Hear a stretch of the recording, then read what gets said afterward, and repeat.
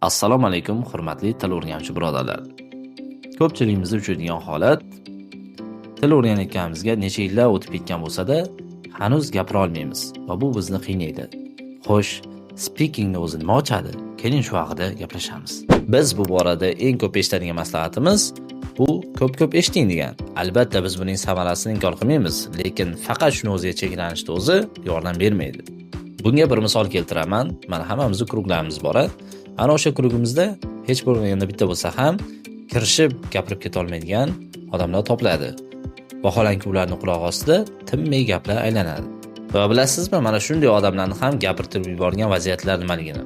Bu ular o'zlarining javob berishdan qochayotgan vaziyatda javob berishdan o'zga choralari yo'q bo'lgan vaziyatlarga tushishlardir.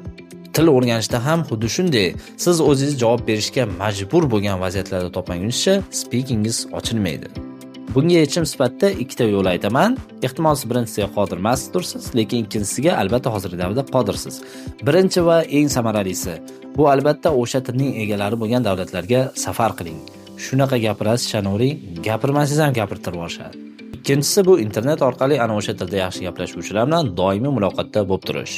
Buni siz odatda ijtimoiy tarmoqlarda qilishingiz mumkin yoki bo'lmasa maxsus dasturlar orqali amalga oshirishingiz mumkin.